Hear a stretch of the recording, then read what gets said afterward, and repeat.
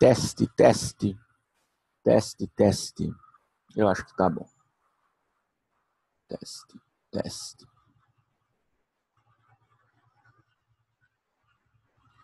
Teste, teste. Ótimo.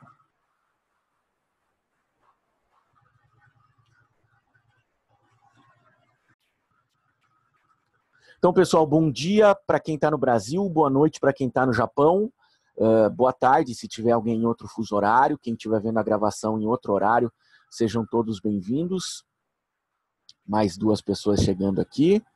Sejam todos muito bem-vindos e bem-vindas para essa aula ao vivo, para a gente falar um pouquinho sobre os nossos queridos kanjis. Alguns de vocês, o Vitor não está ouvindo o meu áudio, mais alguém não está me ouvindo? Está todo mundo me ouvindo? Deixem no chat, por gentileza, se vocês estão me ouvindo, ou se não estão, também deixem. Se bem que se vocês não estão ouvindo, eu pedi para deixar. Aqui está normal. O Diego também está ouvindo, o Gabriel está ouvindo. Vitor, em último caso, você tenta sair e entrar de novo. Qualquer coisa, se não der certo. O Rafael também está ouvindo. A Lorena está ouvindo, a Núbia está ouvindo. Então, eu acho que aqui comigo está tudo certo. Pessoal, a gente mudou um pouquinho o formato de fazer esses encontros ao vivo. Alguns de vocês já participaram de outros, alguns não. Vocês devem ter notado que a gente mudou um pouco a ferramenta que a gente usava. Antes era o Webinar Jam, que travava um pouco o vídeo. Às vezes o áudio também travava. Agora não mais, com essa nova ferramenta, que permite, inclusive, que vocês, se quiserem, depois falem alguma coisa. Eu posso desmutar vocês.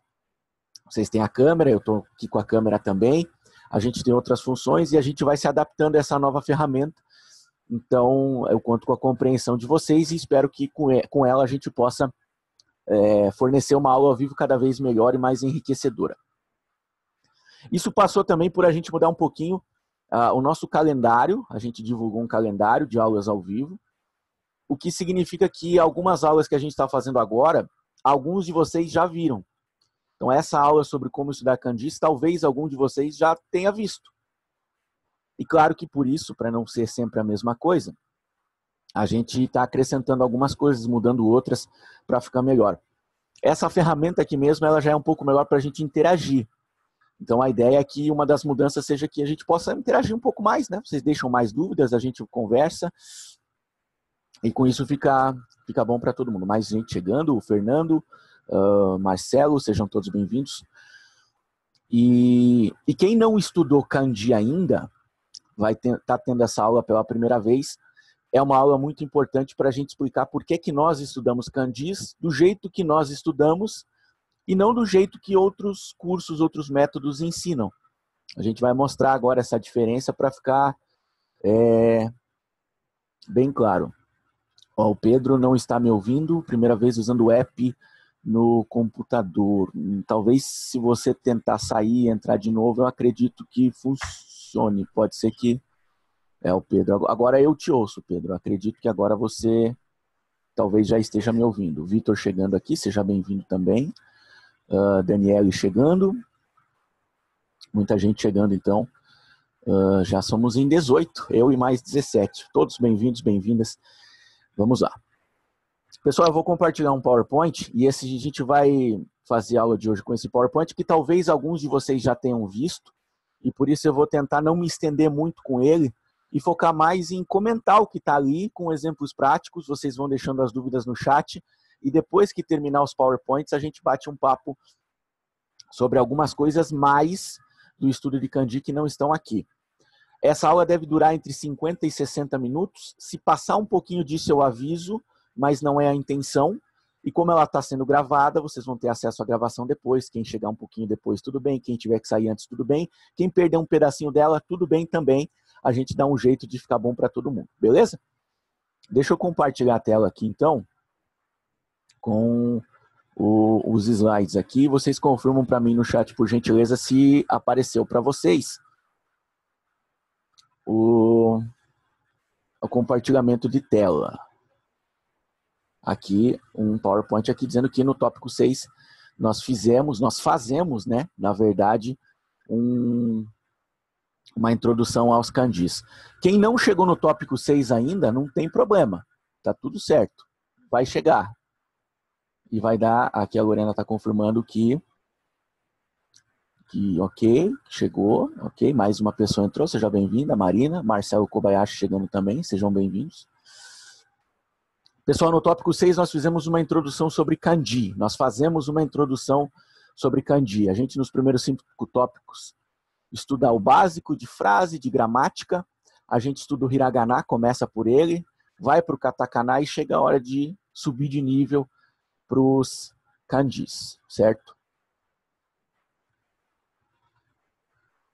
Deixa eu mudar aqui de...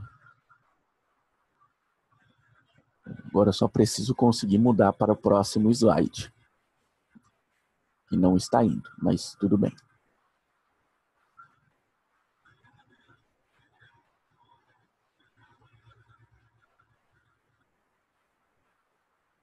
Tá, vamos fazer diferente aqui, porque não está indo.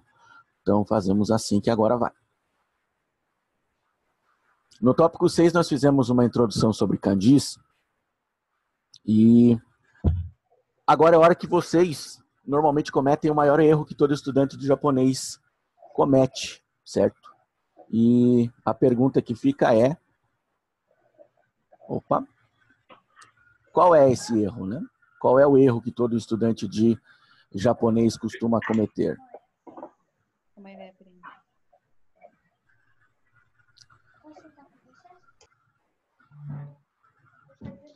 Tentar aprender tudo de uma só vez, né? O maior erro que um estudante de japonês pode cometer é tentar aprender tudo de uma vez só. Porque o nosso método prega, né? Um passo de cada vez.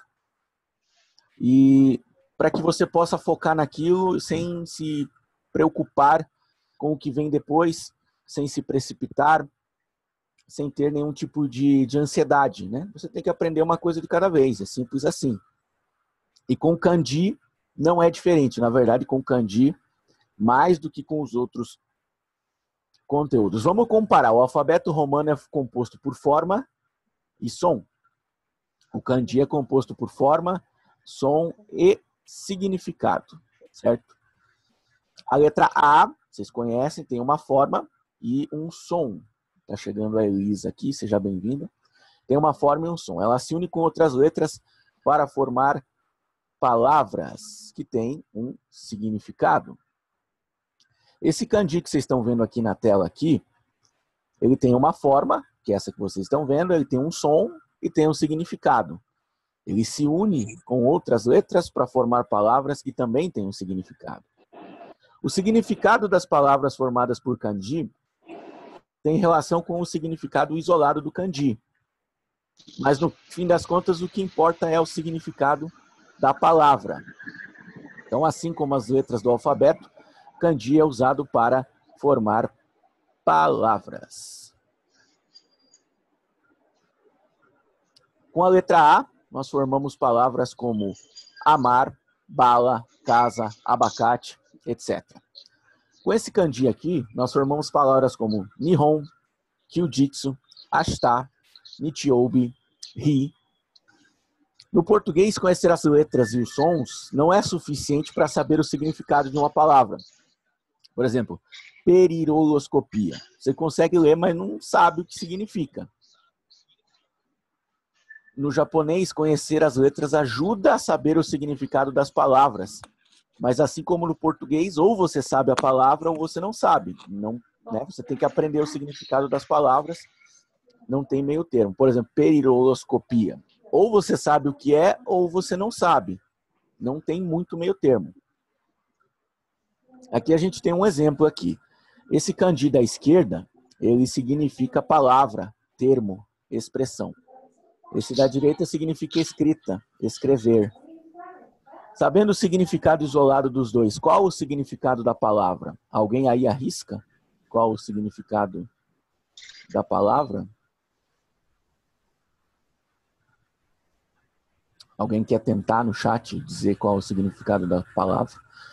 O da esquerda é palavra, termo, expressão. O da direita é escrita. O que será que quer dizer? Vamos ver aqui. Dou-lhe uma, dou-lhe duas, dou-lhe três.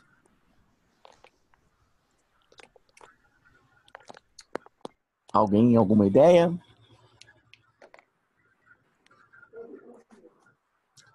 Bom, no português, sabendo o som de cada letra, temos certeza quase que absoluta do som correto da palavra, mesmo que não a conheçamos. Por exemplo, aqui, partímulo, né? Você não sabe que palavra é essa, mas pelo som correto você consegue deduzir o que é. O português é quase que 100% fonético, né? Tem uma letra, tem um som e tá tudo certo, é isso aí. Já no inglês, não basta saber o som de cada letra, né? É preciso conhecer a palavra para saber como pronunciá-la corretamente. Exemplo aqui, tem Iceland, né? Que eu acho que é assim que pronuncia. Debris, Wednesday, ou, né? Perceba que eu não sei como é que pronuncia, apesar de estar escrito ali. Eu não sei como é que pronuncia. Meu inglês é ruim. Está escrito ali, mas eu não sei, porque o inglês não é 100% fonético. Ou você conhece a palavra, né, ouviu, aprendeu, ou você não conhece. Veja que é um padrão no inglês e no japonês, né? Ou você conhece a palavra, ou você não conhece. No português também, ou você conhece a palavra, ou você não conhece. Veja a importância de conhecer as palavras. No japonês, saber o som de cada hiragana é suficiente para saber como uma palavra escrita em hiragana deve ser lida. Então, se você sabe como ler o hiragana, você sabe como ler uma palavra escrita em hiragana. Foi assim que a gente começou no curso, né? Com o hiragana, porque era mais fácil. Você sabia ler o hiragana, então você sabia ler uma palavra escrita em hiragana, que era fonético. Para o kanji, saber o som de cada kanji não é suficiente para saber como a palavra deve ser lida. Ou você conhece a palavra, ouviu, pesquisou, ou você não conhece. Não tem muito meio termo. Esse kanji aqui, opa, voltei aqui. Esse kanji aqui, né, que é usado para a palavra dia, pode ter os sons de ri, nichi, ka, jitsu e mais alguns. E esse outro kanji aqui pode ter os sons de hatsu, sho e haji. Sabendo disso, como ler a palavra aqui, essa palavra aqui? Como que a gente lê essa palavra? Interrogação. Saber informações individuais sobre os kanjis, como a gente sabe aquelas duas que eu mostrei agora, os kanjis que formam uma palavra, mas sem conhecer a palavra, te ajuda a pesquisar em dicionários ou até mesmo a chutar, mas não resolve todos os seus problemas. No fim das contas, o que importa são as palavras. Você precisa saber palavras. Os próprios japoneses sabem milhares de palavras antes de começar a estudar kanji. Por isso, nesse momento agora, o mais importante é que você foque em aprender palavras escritas em kanji. O maior número de palavras possível. As informações específicas, né, e isoladas de cada kanji não são importantes agora. Veja que em vários momentos desse slide, a gente fala que, no fim, ou você conhece a palavra, ou você não conhece. Tudo depende de conhecer a palavra. Então, o nosso estudo foca em conhecer a palavra. Nós vamos conhecer palavras. E de tanto conhecer palavras, a gente, como consequência, vai aprender um pouco mais sobre os significados individuais dos kanjis, certo? Mas com foco nas palavras. Saber as características de cada kanji que compõe a palavra é uma consequência. Os materiais mais tradicionais de japonês trazem kanjis com uma lista de leitura, como essa que vocês estão vendo aqui. Os estudantes costumam memorizar as leituras de modo individual, como se fosse útil e produtivo. Então aqui a gente tem esse kanji aqui, tem aqui lua, mês, a leitura dele sozinho, a leitura dele quando está com outros kanjis à direita, aqui em katakana, algumas frases de exemplo, embaixo a mesma coisa, algumas frases não, né? Algumas palavras de exemplo, embaixo a mesma coisa. É normalmente assim que se estuda kanji em outros métodos. Só que o problema é que esses materiais foram feitos por japoneses nativos. A realidade deles é diferente de quem está aprendendo do zero. É fácil você memorizar uma lista de sons quando você já conhece inúmeras palavras que utilizam o kanji, né? É a mesma coisa que nós em português, quando estamos na 7ª série, o professor vai falar sobre o uso do C cedilha. Aí ele começa a mostrar várias palavras que usam o C cedilha, várias palavras que usam 2 S's e para explicar a diferença, né? Só que a gente já conhece essas palavras, aí fica mais fácil. Fica muito mais tranquilo porque a gente já conhece. Mais gente chegando aqui. Milena, seja bem-vinda. Mas em japonês, o contrário disso, né? Memorizar leituras, sendo que você ainda não conhece palavras. Opa, adiantei um pouquinho. É improdutivo e lento, né? Não adianta você saber todas as leituras de 3 kanjis, né? Aí numa frase bem básica aparecem outros kanjis que você não aprendeu e você não sabe uma frase básica porque focou nos kanjis básicos e não em palavras básicas, né? A gente se comunica com palavras, não com kanjis, né? Os kanjis são um meio de construir palavras e se comunicar. No programa Japonês Online, nós fragmentamos o aprendizado de kanjis, focando primeiro em aprender a ler palavras. Isso vai simular em você a realidade que os japoneses vivem. E quando você decidir estudar os kanjis de forma isolada, depois, porque é um passo de cada vez, você já conhecerá milhares de palavras que utilizam eles. Então, primeiro você vai conhecer palavras, frases, vai conseguir se comunicar, vai alcançar os seus objetivos com o idioma japonês. E depois, se quiser, depois, num outro passo, você pode estudar o significado isolado dos kanjis para ter uma maior profundidade. Perceba que quando você conhece várias palavras que usam os mesmos kanjis, você vai se acostumando com ver aquele kanji com determinada leitura, porque em várias outras palavras ele já teve aquela leitura. Então, você acaba aprendendo a leitura como uma consequência de saber muitas palavras. E por saber muitas palavras, você já se comunica, que é o que importa, que é o seu objetivo. Por isso que no programa Japonês Online dividimos em dois baralhos. Então, no baralho de sentenças em japonês, quem não chegou no tópico 6, tá tudo bem, porque isso vai ser muito bem explicado. As frases começarão a ter kanjis com furigana. O que é o furigana? Inclusive, esse é um detalhe importante, né? O furigana são aqueles hiraganas que ficam em cima dos kanjis para te ajudar na leitura.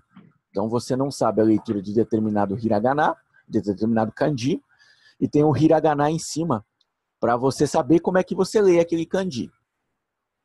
No nosso baralho de sentenças, as frases vão ter kanjis com furigana. E ao revisar essas cartas, você não se preocupa com o kanji. Você apenas observa, sem julgamento, sem esforço, e lê tudo com o auxílio do furigana. Ou seja, no baralho de sentenças, você vai focar só nas sentenças. Só nas sentenças. E no baralho de escrita japonesa é que vai ser diferente.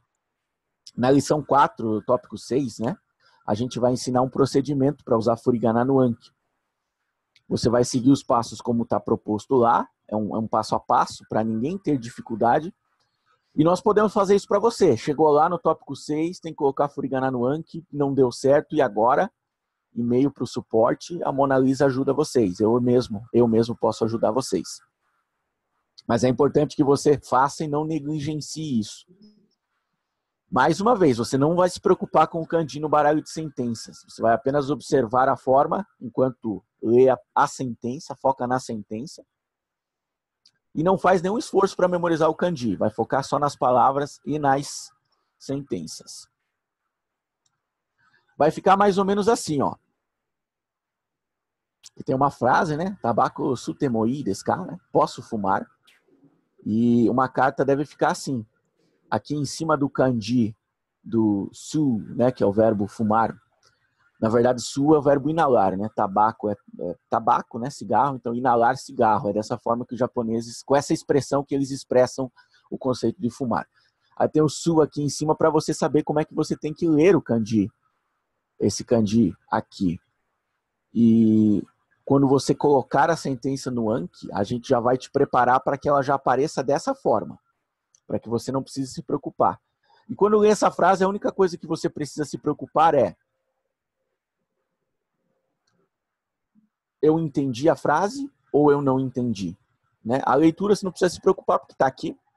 Né? Aqui outra frase aqui. Hajime mashite, sato desu, yoroshiku onegai shimasu. É uma frase que vocês já conhecem. Agora em kanji, você vai ver que parte da palavra hajime mashite é em kanji, parte é em hiragana. E o mesmo acontece com o yoroshiku onegai shimasu. E tá tudo bem, a gente vai explicar isso também, né? Por que que é assim. Embora não faça muita diferença por que que é assim. Você entende que é assim, você consegue entender e se comunicar assim, tá tudo certo. Mas, e perceba que tem o furigana em cima, então você não vai ter dificuldade com a leitura, você vai focar só em entender a frase. Só. O baralho de sentenças, você foca em entender as sentenças, é simples assim. Aí você pergunta, tá, mas eu vou aprender kanji como se eu não vou focar em estudá-los? No baralho de escrita japonesa, você revisará palavras em kanji e buscará lembrar do som que elas possuem. O erro mais comum que estudantes cometem nessa parte é se preocupar com o significado das palavras e não apenas o som. Você vai ver o significado na resposta, né? Quando você revisar no Anki, no baralho de escrita japonesa. Mas não precisa se preocupar em lembrar quando estiver revisando. Você vai simplesmente ver a palavra em kanji e vai tentar lembrar como se lê essa palavra. Só. Conseguiu? Acertou. Não conseguiu? Errou. Simples assim.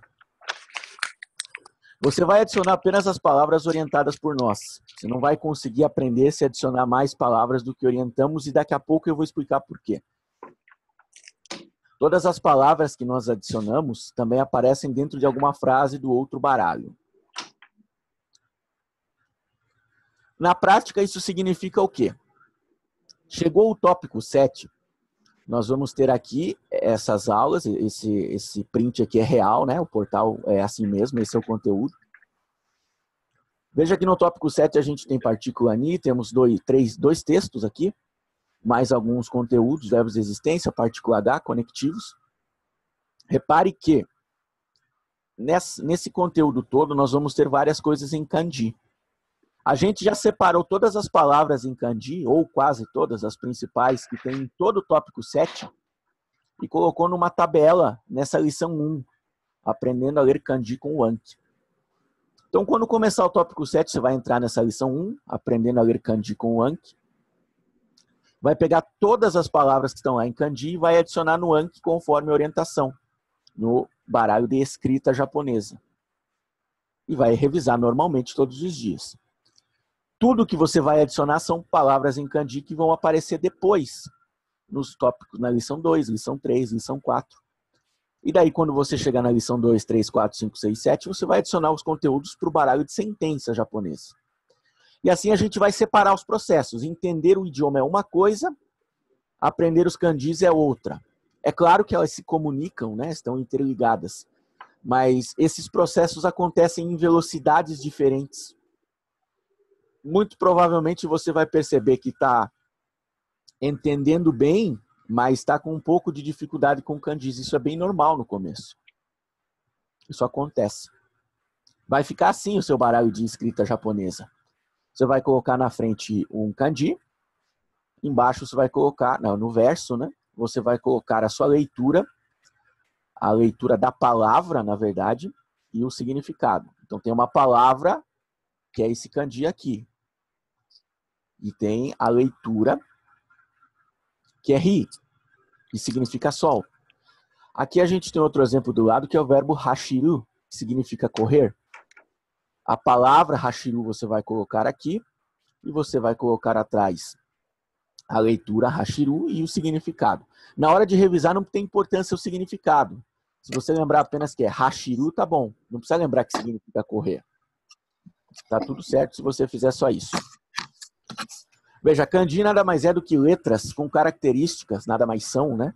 Do que letras com características diferentes do tipo de letra que usamos no português e em outros idiomas. É uma letra que traz também um significado. E aí muita gente confunde kanji com palavras escritas em kanji. O kanji é uma coisa, a palavra é outra. No português existem poucas palavras formadas por uma letra só. Por exemplo, a palavra é, ou a palavra a palavra e, né, o artigo o carro, o computador, o estudante. Esse o é uma palavra. E existe a letra o. que é usada para escrever a palavra o. Mas são coisas diferentes. A letra é uma coisa, a palavra é outra. No inglês a gente tem a palavra I, que é escrita com essa letra aqui, que nós pronunciamos I, eles pronunciam I. Mas a letra é uma coisa, a palavra é outra. A palavra é usada para escrever, a letra é usada para escrever as palavras. E às vezes tem palavra que é uma letra só, no japonês também, às vezes a palavra é um kanji só. Mas o kanji ainda é uma coisa, a palavra escrita por esse kanji é outra. Isso acontece no japonês, né? Muitas palavras escritas com um único kanji. Aqui tem alguns exemplos, né? De palavras que são escritas com um único kanji, né? A gente tem aqui Yama, que é montanha, né? Yama. Sora, que é o céu. Aqui a gente tem Kumo, que é nuvem. Yuki, que é neve. São palavras que são escritas com um único kanji. Mas o kanji ainda é uma coisa e a palavra é outra. Esses mesmos kanjis podem ser combinados com outros kanjis para formar outras palavras. Quem já passou do tópico 6 já deve ter visto outras palavras que usam esses kanjis. É o mesmo kanji, mas são outras palavras que talvez até nem tenham a ver com céu, com montanha, com neve e com nuvem. Veja, a palavra montanha, né, que existe ali, se diz Yama. Ao escrever em kanji, escrevemos esse kanji aqui, que até parece, né? Se a gente for ver o desenho, parece um pouquinho uma montanha. É uma palavra formada por um único kanji. O significado do kanji é justamente montanha. Mas não misture as coisas, né? Esse kanji foi inventado na China e ele já existe antes mesmo da palavra Yama existir no japonês. A palavra Yama já existia no japonês também antes dos japoneses terem um sistema de escrita, né? Os nativos olhavam para as montanhas lá, davam a elas o nome de Yama. Olhavam para o Monte Fuji e Yama. Esse kanji com significado de montanha já existia na China. A língua japonesa sofreu muita influência do chinês, através de monges chineses e etc., né? Todo aquele conceito histórico que acabou influenciando o japonês. Existe a palavra vulcão, que vem diretamente do chinês, e é dito aqui com esses dois kanjis aqui. Essa palavra já chegou no Japão em kanji, né? Em chinês ela é dita Huoshan, ou seja lá como se pronuncie isso. Em japonês ela virou kazan. Em certo ponto da história pegou-se o som do kanji, originário de palavras chinesas, e atribuiu a palavras que já existiam em japonês, né? Pegou-se o kanji, esse kanji aqui, que tem o som de zan em chinês, e atribuiu a palavra japonesa para montanha, que no caso é Yama. Ou seja, os japoneses pegaram o kanji que já existia e mudaram a leitura deles para adaptar para a maneira como eles falam aquela palavra, né? Para não ter que falar a palavra igual fazem os chineses. É por esse motivo que o kanji Yama tem leituras Yama, San, San e Obrigada, Sen. igualmente. E para esse kanji, Yama é chamado de leitura kun. Isso é porque é o som de uma palavra originária do próprio japonês. É a leitura que os japoneses deram para esse kanji. Os japoneses leem como Yama. Os sons San, Zan e Sen são chamados de leitura on, porque eles vieram de palavras derivadas do chinês. Em muitos dicionários, catálogos materiais, a leitura on aparece escrita em katakana e a kun em hiragana para diferenciar, né? Para você saber qual leitura é qual. Claro que dentro das palavras ela é usada em hiragana.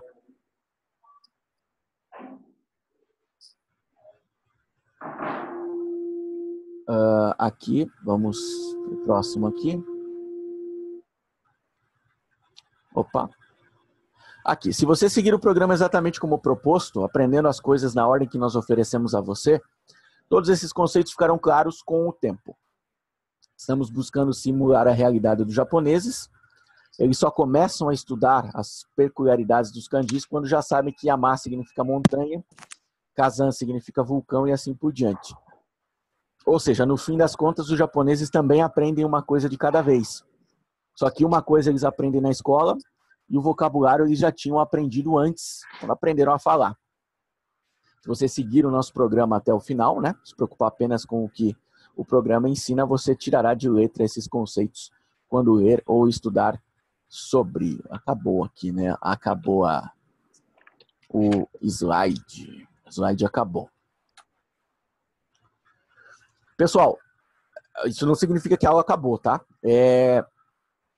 Primeiro eu preciso que vocês deixem as dúvidas que foram tendo no chat, por gentileza, para a gente ir esclarecendo à medida que elas forem surgindo, se vocês as tiverem, enquanto eu tomo um pouquinho de água.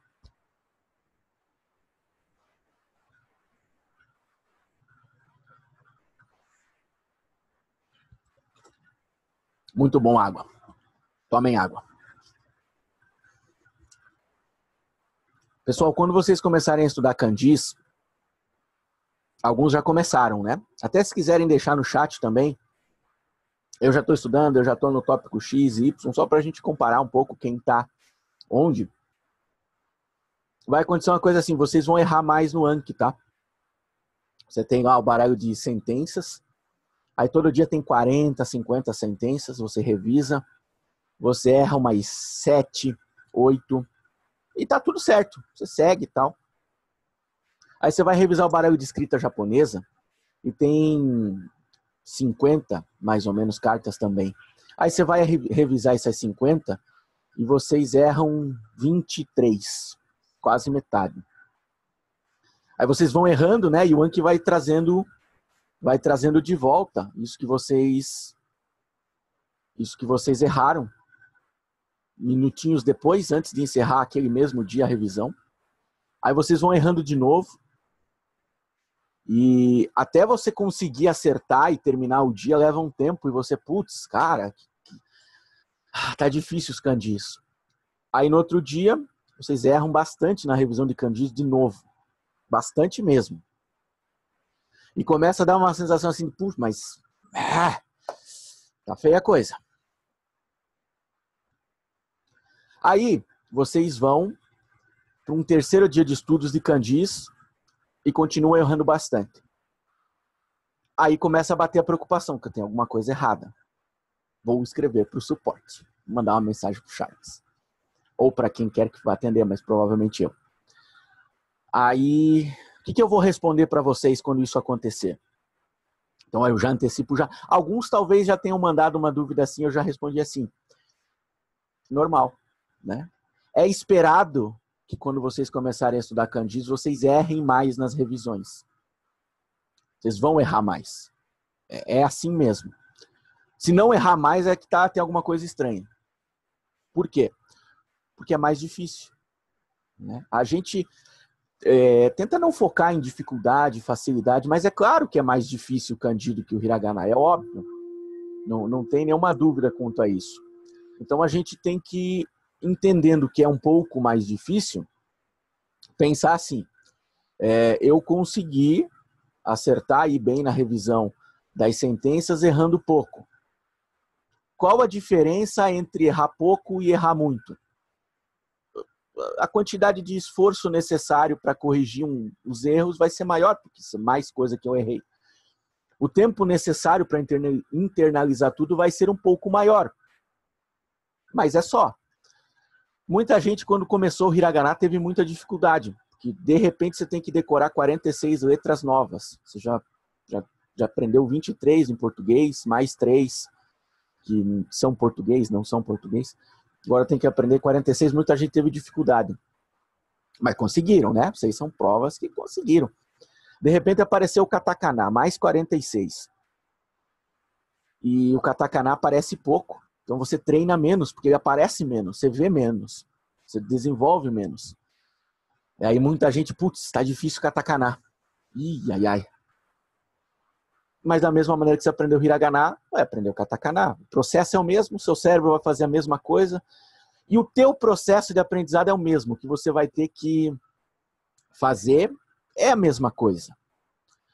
Só que vai demorar um pouco mais. E durante esse tempo maior, você vai ter a sensação que está difícil. Normal? Porque está mesmo, né? Quando está difícil, não é porque você é burro, é porque está difícil. porque é difícil. O que você faz? Continua. Mas o que eu faço de diferente? Nada. Continua exatamente como está fazendo. Vai demorar um pouquinho mais, vai ter uma sensação um pouco maior que está difícil, mas você vai continuar. E se não parar, se não desistir, continuar, vai conseguir. Com o kanji, a mesma coisa. Vai ter uma sensação grande de estar difícil, vai sentir a diferença, vai perceber que, puxa, agora ficou... Mas é como um videogame, né? Que você passa de fase e começa a vir desafios mais difíceis. É tipo isso, você vai ter uma dificuldade maior, é um sinal que você está evoluindo. Vamos ver aqui, porque vocês deixaram alguns comentários. Vamos interagir aqui, cadê? Cadê? Aqui o Marcelo, estou começando o tópico 4, mas estou interessado nos kanjis, as necessidades estão puxando, sim, logo você chegar lá. Daqui a pouco a gente fala um pouquinho também sobre a questão da ansiedade, que seria importante. O Gabriel aqui, comecei o tópico 7 hoje, vamos lá, boa, parabéns por ter chegado até aqui. Você comentou que o kanji vai por palavra, afeta em algo a gramática, muda algo a estrutura. De um modo geral, não. O que acontece é assim, o kanji não muda a palavra, não muda a questão gramatical. O que muda é que uma mesma palavra escrita em kanji pode significar coisas diferentes. Então a gente tem, por exemplo, alguns kanjis que podem ser lidos de maneira diferente dependendo da palavra. E essas palavras podem ter funções gramaticais diferentes. Né? Então, será que eu consigo aqui compartilhar? Não, compartilhar não vai resolver. Mas enfim, você não vai alterar a gramática o kanji. A palavra ser diferente é que pode alterar a gramática. E aí palavras diferentes podem usar o mesmo kanji. Mas aí você vai encarar como palavra diferente. Aqui o Fernando, cadê aqui? Aqui, foi dito que não deveríamos adicionar kanjis por conta própria no baralho de escrita, mas na prática recebemos cerca de 50 a 60 kanjis novos por tópico.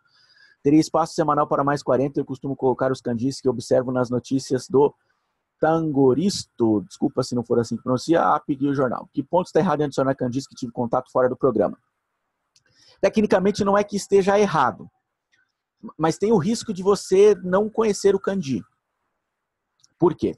Porque alguns kanjis têm mais de uma leitura, algumas palavras em kanji têm mais de uma leitura. Por exemplo, vocês conhecem o verbo iku, que é o verbo ir, certo? Todos conhecem?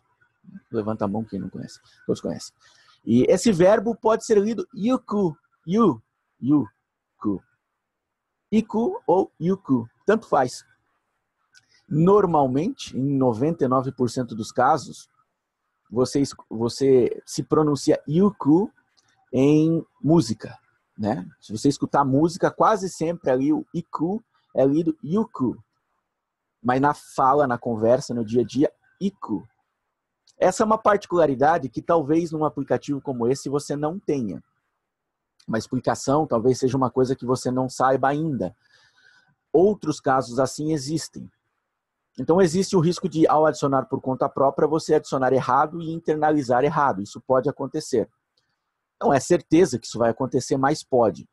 Então, se você faz questão de adicionar conteúdo de fora, o ideal é que você tenha certeza absoluta que você sabe a leitura daquela palavra naquele contexto. E se não souber, não é obrigado, né? Você tem que aprender realmente. Você manda pra gente, ó, eu vi essas palavras em kanji aqui, é isso aqui mesmo, não é?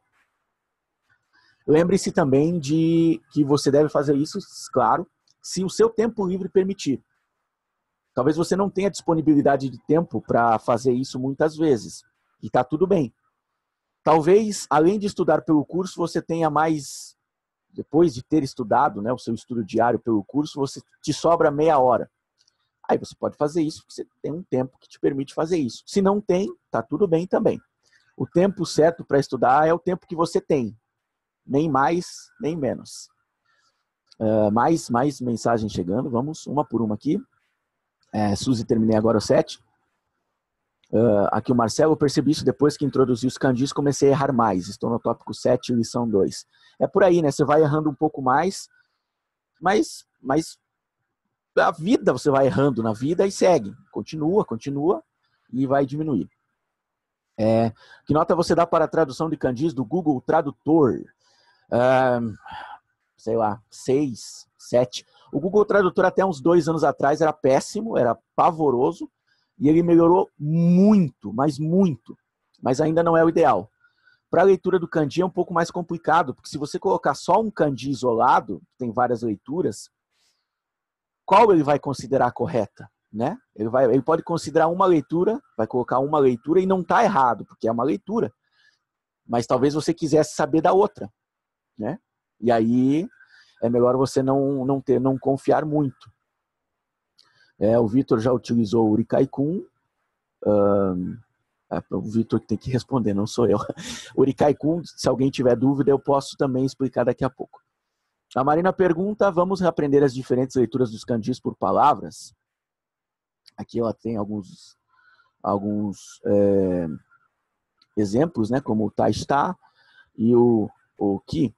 Então, a gente não vai focar em explicar que nessa palavra se lê como tai, nessa se lê como o, e em algumas se lê como dai. Você vai aprender que ta-está é uma palavra. Vai aprender que o ki é uma palavra. Quer dizer, você vai aprender a palavra o ki. Você vai ver, até porque essa palavra é muito comum, né? Ta-está, né? Ta-está kotojanai, né? Não é uma coisa importante, não é grande coisa. Você vai aprender essa palavra. E a gente não vai te explicar, olha, veja como aqui a leitura foi tai. Você não vai se preocupar com isso. Você vai aprender a palavra. E vai se comunicar com ela, vai melhorar a sua compreensão e vai progredir com ela assim. Como consequência, depois de ver esse kanji que você mencionou usado várias vezes, porque ele é muito comum, você vai perceber, puxa, parando para pensar, as leituras deles costumam ser o, dai, tai. Legal. É uma conclusão a que você chega naturalmente depois de ter conhecido várias palavras. Mas também, se não chegar a essa conclusão, você aprendeu as palavras, está se comunicando, está avançando. Então, a gente vai te ensinar palavras e de tanto te ensinar palavras, você vai conseguindo focar, né, nelas e vai aprendendo. Aqui o Vitor fala sobre aqui o Urikai-kun. Daqui a pouco eu até falo sobre isso, porque o tema é sobre kanjis e eu adoro quando eu falo sobre algo que não é o tema para ser mais enriquecedor. Aqui o Rafael e o Vitor estão conversando. Aqui o Fernando fala, o jornal conta com Furiganai e sigo a prática de adicionar o que já entendi. Perfeito. Isso é interessante. Tem muita coisa no Japão, quem está no Japão sabe melhor que eu, que tem o Furiganai em cima. Isso vai desde livros, jornais, alguns, nem todos, mangás, alguns têm, e o que é muito bom para você conhecer coisa nova, para você se inteirar, e é um bom material de estudo. Eu recomendo que, falando em termos de vamos pegar conteúdo de fora e estudar também, que vocês façam isso depois que tiverem terminado pelo menos o módulo 1, assim, para já ter uma base um pouco maior, porque senão você vai pegar uma página, seja jornal, livro, mangá, panfleto, que tem furigana, e aí aparece uma frase que você consegue ler, mas você não entende por causa da parte gramatical. E aí você tem que pesquisar aquilo. E aí demora. E aí é uma coisa que você vai aprender no tópico 14, no final do módulo 1. E acaba não sendo tão produtivo do que se você esperar um pouco e começar a estudar, a usar esse tipo de coisa depois que já tem uma base um pouco maior. Então eu recomendo que quem está no Japão, #inveja, que eu queria estar também, quem está no Japão, pegue coisas que você acha que pode ser usado para estudo, né? Se você prefere jornal, se você prefere livro, revista, mangá, panfleto. Quando eu fui para o Japão, eu tirei foto de locais que tinham coisas escritas para estudar depois. Eu sei que isso é uma loucura, mas funcionou, porque era o material que eu tinha, né? Era o que eu podia fazer para... Deixa eu ver essa frase depois com calma. Eu tirava fotos. Guarda já algumas coisas que você acha que pode ser usado para estudar mais para frente. Deixa num cantinho lá da estante, do armário. E um pouco mais para frente, quando sentir que está avançando mais, você começa a dar uma olhada, vai acrescentando isso para o teu vocabulário e vai evoluindo. Deixa eu ver se tem mais perguntas aqui. A Marina pergunta aqui, não, mas tem outra pergunta antes, que é aqui do Gabriel. Costumo ver o tangoristo também para manter contato com a língua de uma forma mais realista. Foi muito bom quando comecei a aprender o katakana. Isso é muito legal porque você tem que estar em contato com o idioma para perceber algumas sutilezas, algumas coisas. No curso a gente tenta explicar tudo que dá, em 3 módulos, mas são 10 meses, então não se consegue tudo. E algumas coisas você pega com o contato com a língua, né? Se um japonês vier aqui aprender português, vier para o Brasil aprender português, aqui, quando a gente falar para ele, então, tá ligado? Né? Esse tá ligado, ele não vai encontrar em nenhum material didático, ele só vai entender com o contato.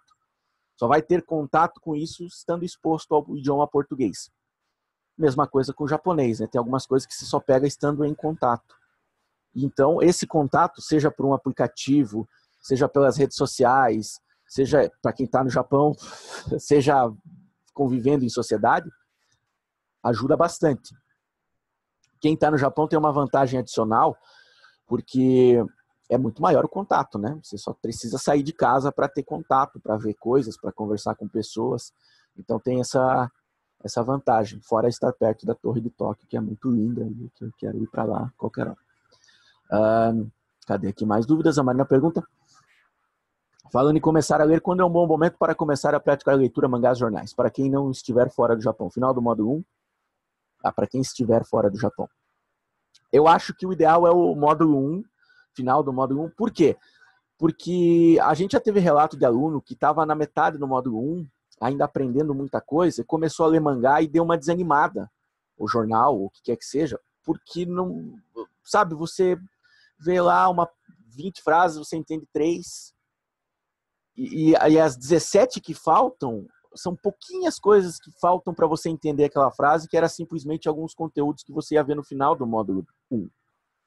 Então, talvez... Claro que você vai terminar o módulo 1, vai ler, vai faltar muita coisa ainda, mas você já vai entender um pouco mais. Porque além de estudar, é importante que a leitura seja prazerosa, né? Se você começa a ler, não entende, a sua tendência é jogar fora, né? A paciência humana não é... Então, o ideal é esperar um pouco mais. A menos que você seja uma pessoa muito paciente e queira começar já, ou simplesmente, né? Depende, é uma decisão sua, mas eu acho mais recomendável esperar um pouco mais para conseguir aproveitar um pouco mais desse conteúdo. O Marcelo aqui, uma dúvida, moro no Japão, reparei que algumas frases têm o furigana apenas em alguns kanjis. Isso ocorre porque esse kanji é pouco utilizado e o próprio japonês não sabe a leitura de tal kanji? Normalmente é isso. Existem algumas possibilidades. A mais comum é essa, kanjis pouco utilizados, não faz sentido colocar kanji em cima, colocar furigana em cima de um kanji como o de tsuki, né, que é mês ou lua, porque ele é muito básico para os japoneses, né, claro, é muito básico, não faz nem sentido colocar ali, não tem porquê na cabeça do japonês. Então, em alguns mais complicados, talvez tenha. Dependendo também daquilo que você está lendo, também tem a questão do público-alvo. Por exemplo, algo destinado a crianças pode ter o furigana em kanjis um pouco mais básicos, porque o público-alvo são crianças que estão numa idade que ainda não viram aqueles kanjis. Porque o Ministério da Educação no Japão separa, né? Kanji que você vai estudar no primeiro ano, kanji que você vai estudar no segundo. Então talvez a criança não tenha lido aqueles e por isso tem furigana. É engraçado porque alguns materiais, algumas coisas feitas para crianças, é curioso porque algumas coisas têm furigana, né? Ou seja, tem o hiraganazinho, em cima do katakana, porque é voltado para uma criança de 5, 6 anos, que já aprendeu o hiragana, mas não aprendeu o katakana ainda, vai aprender daqui a pouco. Enquanto isso, tem o furigana ali para ela ler como se lê o katakana com o hiragana em cima. Então depende muito do público-alvo daquilo, mas na maioria das vezes é porque o kanji é muito complexo e aí tem o furigana em cima para ajudar. Então, mais mensagens aqui. Vamos interagir! O Gard está no curso de acompanhando da forma certa. A curiosidade aumentou e o aprendizado está vindo com clareza. Estou no Japão há 3 meses e muitas palavras que não percebia antes agora são rotina. Isso é porque você está de parabéns. E são os áudios, né? Também, se você ouve bastante os áudios, seu ouvido vai se acostumando e você vai vendo os resultados. Marcelo aqui, entendi, obrigado. Achei que tinham mais mensagens, são só essas. Aqui, tá. Então, para fechar sobre kanji mesmo, pessoal, vocês vão errar mais quando chegar nos kanjis, é fato.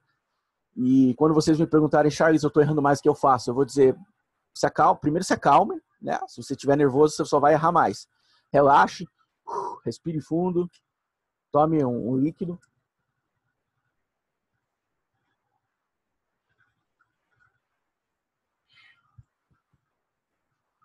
E comece de novo e você vai conseguir. Vai demorar um pouco mais, a sensação de que é difícil vai estar mais presente, mas da mesma maneira que você consegue memorizar o hiragana, você consegue memorizar o kanji, mesmo que demore mais. Então, coragem! Mas aqui, eu falei que ia comentar sobre o Urikai-kun. Aqui a Maria fala, o livro de kanji do meu filho de 9 anos é com furigana. Então, o ideal quando começam a aprender os kanji é memorizar o som antes do significado? Não. O ideal é você memorizar a palavra. Por quê? Porque saber a palavra significa saber o som da palavra e o significado. Senão você não sabe. E ao fazer isso, você vai saber tanto o som quanto o significado ao mesmo tempo, mas da palavra. E não do kanji. Porque senão quando você vir uma palavra que usa aquele kanji, você não sabe qual leitura do kanji que é. Se você sabe a palavra, você sabe a palavra. Né? Mas para saber a palavra, assim como seria em hiragana, tem que saber a leitura e o significado.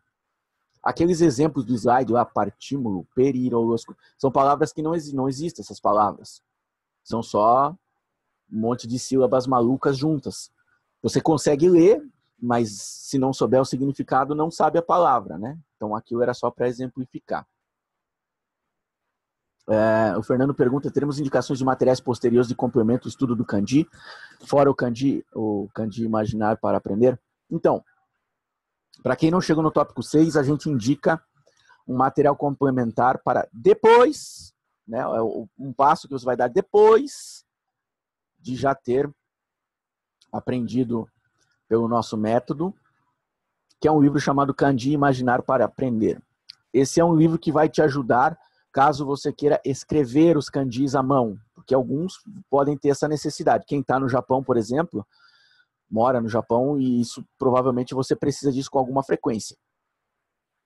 Esse livro é espetacular porque o cara que escreveu ele conseguiu pegar uma maneira de fazer você aprender a escrever o kanji e a entender os detalhes. Tudo aquilo que a gente deixa para depois no nosso curso, porque a gente foca em você entender as palavras, ele complementa de forma muito boa. Nós entendemos que se você pegar e tiver uma boa base de palavras em kanji pelo nosso curso e dominar o conteúdo desse livro Imaginar para Aprender, você não precisa de mais nada. Então a gente não indica mais nada além desse livro. Mas, se você quiser como um passo posterior procurar outros conteúdos, aí tudo bem. Até porque livros didáticos existem, né? Muitos, e a gente nem conhece todos. Não tem nem como saber todos os que existem. Voltando aqui para o Urikai-kun, no nosso canal no YouTube, eu espero que vocês conheçam o nosso canal no YouTube, não é difícil, programa japonês online, tem até um vídeo que eu apareço, mas só um, a maioria é o Luiz. No nosso canal, a gente tem vídeos que ensinam a usar o Urikai-kun e o Urikai-chan. O Urikai-kun é uma extensão para o Firefox, Mozilla Firefox, e o Urikai-chan é uma extensão do Google Chrome, ou vice-versa, não lembro. Se você usa um dos dois, escolhe aquele que você for usar. Se você usa os dois, pode ter nos dois. E, essencialmente, é uma extensão que você instala e a gente tem vídeos no nosso canal que ensinam como você instala, né? Como é que você faz, como é que você usa. E assim, ele vai trazer a definição das palavras em inglês. Então, para quem tem problema com inglês, ele tem esse problema. Mas é uma extensão que vai permitir que você passe o mouse em cima da palavra, né, no navegador, e apareça o significado dela. Isso Ajuda incrivelmente, porque aí você vai aprendendo coisas novas. Ele é 99% confiável e é uma boa forma também de você poder aproveitar alguns conteúdos em japonês quando você não quer estudar, você só quer aproveitar. Teu cantor favorito postou alguma coisa no Twitter, você não quer aprender com a frase dele, você quer entender o que ele falou. Aí você vai lá, Kurikai-kun ou Kurikai-chan, e você consegue entender o que ele falou, ou quase, né?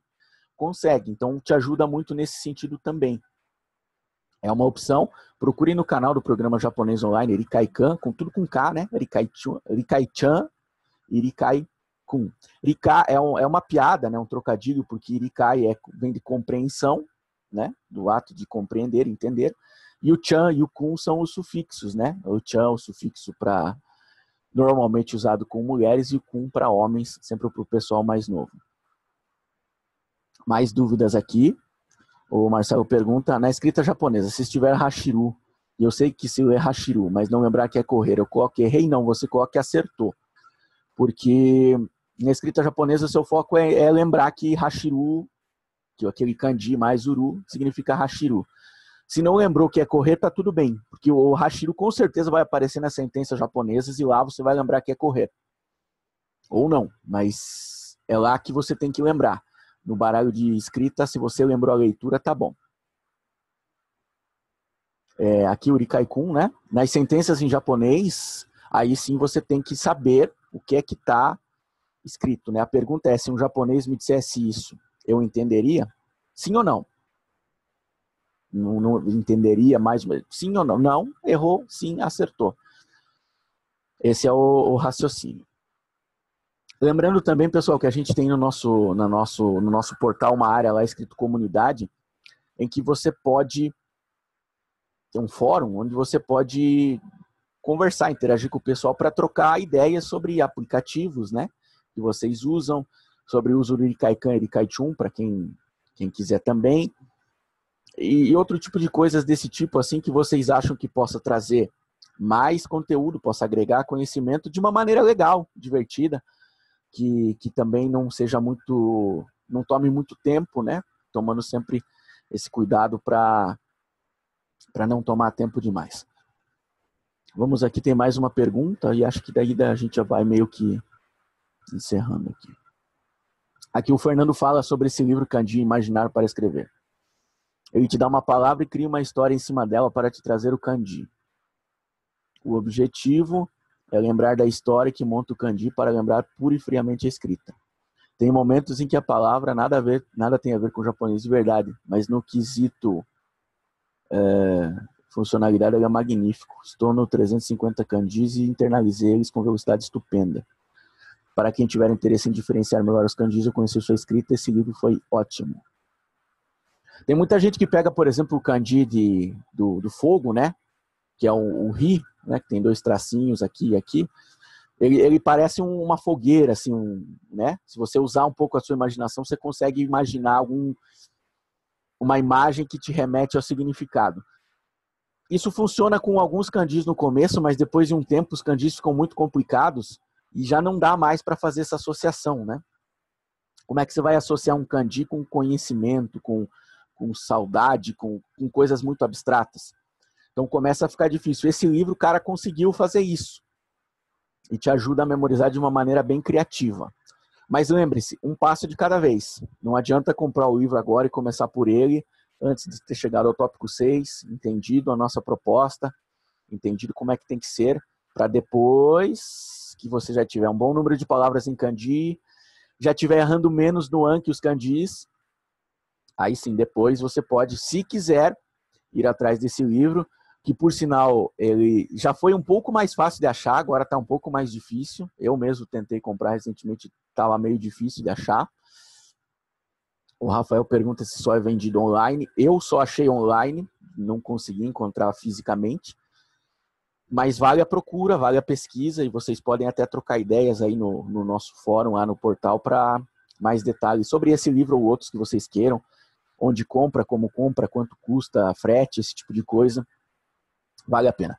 Pessoal, estamos chegando a 1 hora de aula, a menos que eu esteja... Não, 1 hora de aula, mais ou menos. E o pessoal que está no Japão está cansado, trabalhou o dia inteiro. O pessoal que está no Brasil tá cansado também, porque pô, dormiu a noite inteira, assim como eu. Pessoal que está vendo a gravação, enfim.